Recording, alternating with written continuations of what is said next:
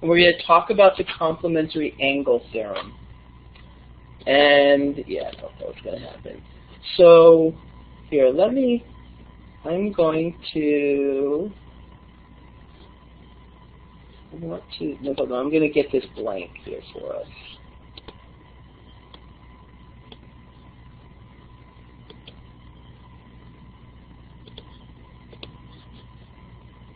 I'm just going to get it blank because I want some space to write.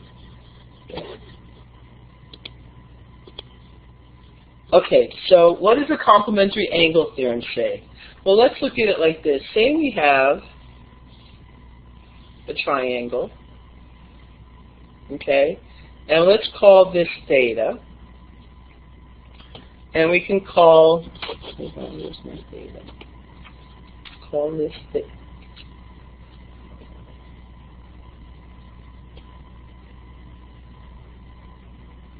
Call this theta. Okay, and we'll call this A, D. Let's see. Okay? So if I want the cosine of theta, did someone just do that? Or did I do that? If someone did that, please stop.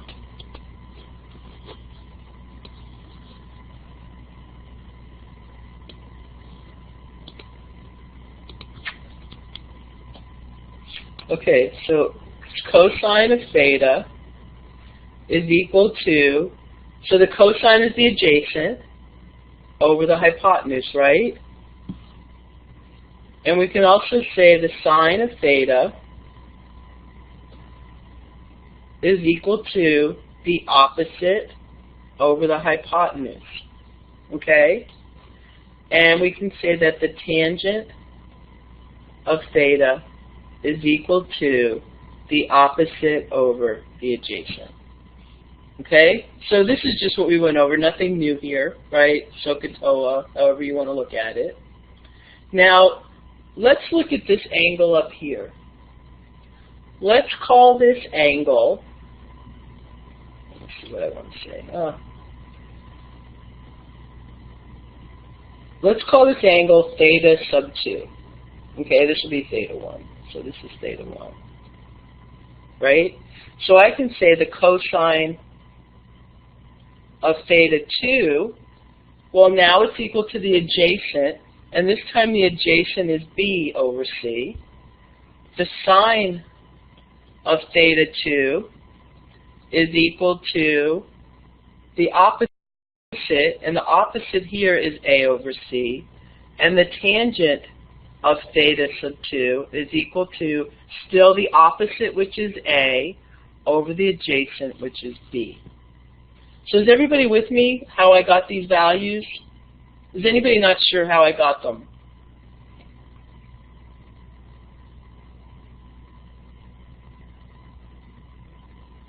Okay, very good. So now let's notice that we have the cosine of theta 2 is the same as the sine of theta 2. The cosine of theta 1 is equal to the sine of theta 2. And the sine of theta 1 is equal to the cosine of theta 2. Yes. And notice that these are reciprocals, right? So I could say that this is the same as the cotangent of theta 1.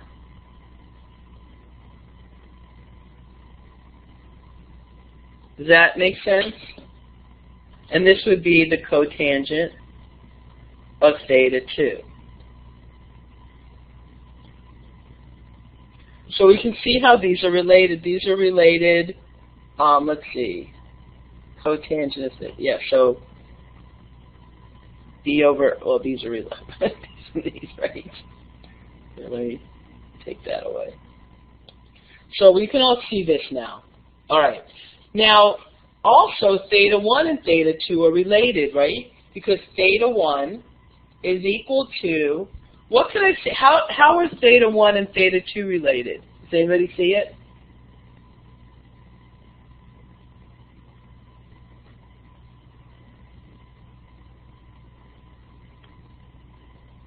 Yes. Perfect. theta 1 is equal to 90 minus theta 2, or theta 2 is equal to 90 minus theta 1. Agreed?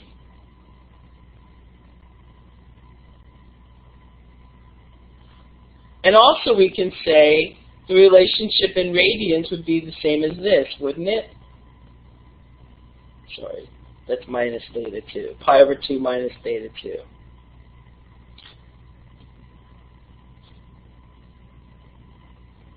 Okay, so now we can say that the cosine of theta 1 is equal to the sine of 90 minus theta 1, and or pi over 2 minus theta 1. We could say this is sine of theta 1 is equal to 90 minus cosine of 90 minus theta 1, and so on. Do y'all see that? Okay, good. So this is called the complementary angle theorem. So this is just what I just did, and here's how it works. So complementary angle theorem, or these are called cofunctions. So sine and cosine are cofunctions, and the complementary angles mean that sine of 30 is equal to cosine of 60, tangent of 40 is equal to cotangent of 50, secant of 80 is equal to cosecant of 10. Okay? Good?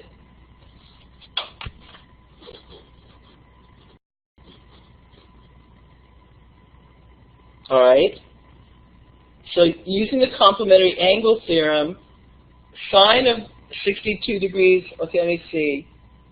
Damien, what's the sine of 62 degrees equal to as far as complementary angle theorem?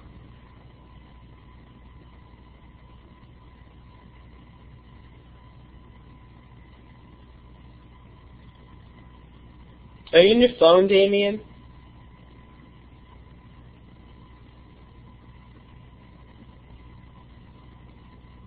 Are you the one who was on your phone 2 weeks ago and I said don't be using your phone anymore?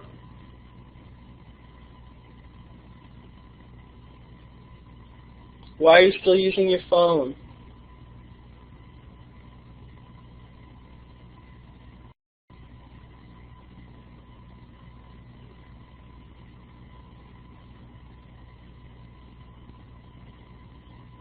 Please don't use your phone. It's too tiny. Okay. Go get your computer. Where's your computer? Is it in the room? With you? We'll go get it. I'll come back to you. Darla, what is the sine of 62 degrees equal to?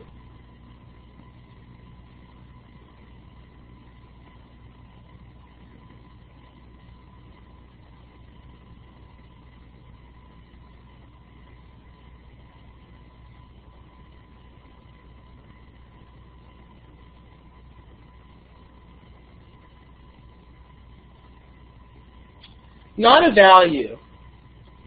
I don't need your calculator out.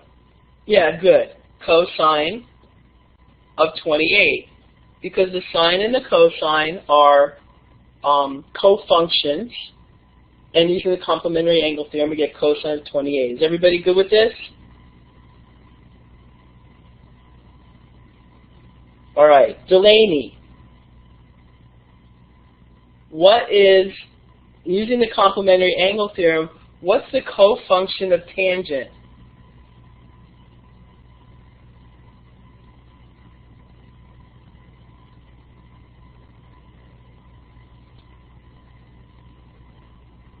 Good. Cotangent. Look at you. 5 pi over 12. Excellent. Does anybody not know where that comes from? Excellent, Delaney. Thank you. Okay, Griffin.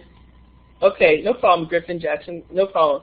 So we said that the cofunctions are, so we know that sine and cosine are cofunctions, right? And we also know that tangent and cotangent are cofunctions. And by the way, secant and cosecant are cofunctions. We haven't gotten there yet. Okay? So those are cofunctions, right? And we said that theta 1 is equal to 90 minus theta 2. Or also we said pi over 2 minus theta 2, didn't we?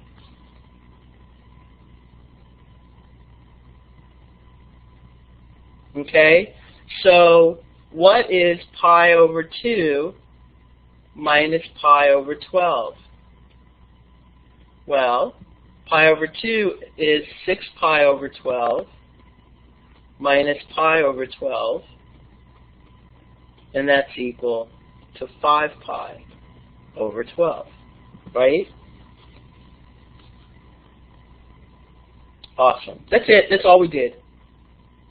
Y'all got that? All right. Okay, Griffin, you're next. What's the cofunction that goes with cosine of pi over 4?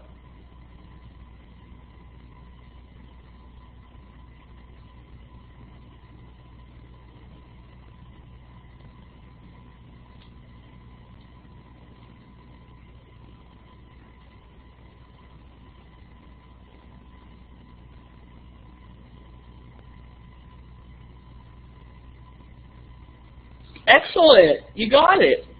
Not 4 pi. Sorry. Not 4 pi. What is it? Sine of pi over 4. Yeah.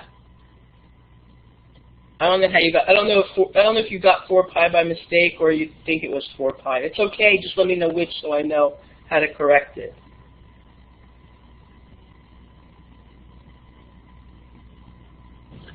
Yeah, I kind of thought. I thought that was the reciprocal. Oh, okay. So no, it's not the reciprocal. So you can keep your phone. You can keep your mic on. So if you have pi over 2, right? And we subtract pi over 4, what do we get? You just get pi over 4.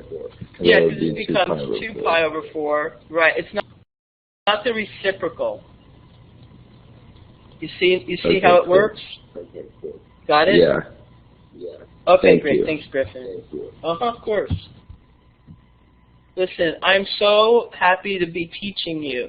I don't care if you get things wrong. I just want you to be here and try to participate. Okay. Jackson, you got the last one.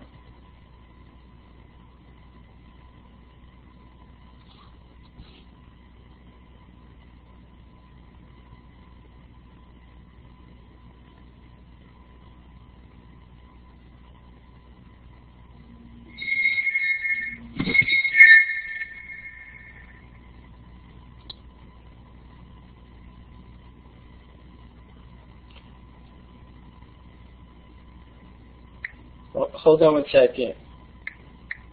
Just restart your computer.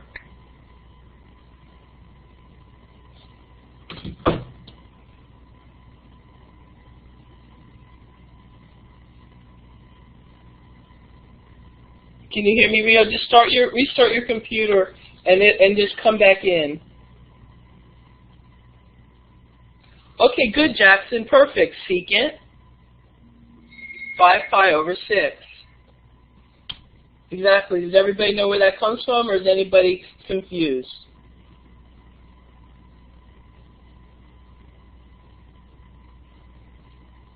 Okay, Tim, what are you confused about?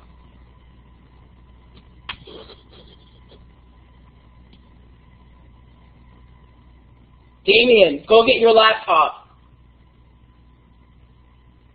You're still on your phone. I can tell.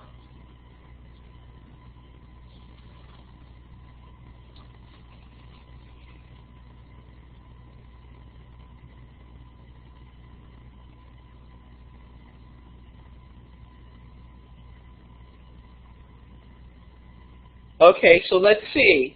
Well, we have pi over 2 minus pi over 6. So what's pi over 2? We have to get a common denominator, don't we? So we have pi over 2 is the same as 3 pi. Oh, I'm sorry. Did I get that wrong? Oh, yeah, it's wrong. You're right. You guys are right. 3 pi over 2 minus pi over 2. Sorry, not 3 pi over 2. 3 pi, hold on. My bad. So this would equal 3 pi over 6 minus pi over 6 is equal to 2 pi over 6, which is equal to pi over 3.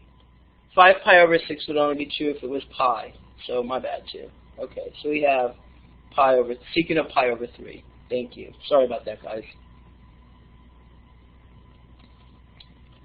Okay?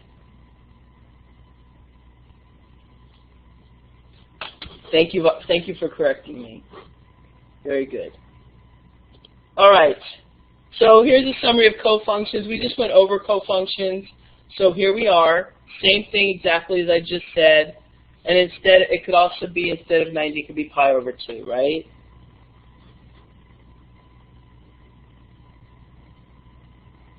Okay.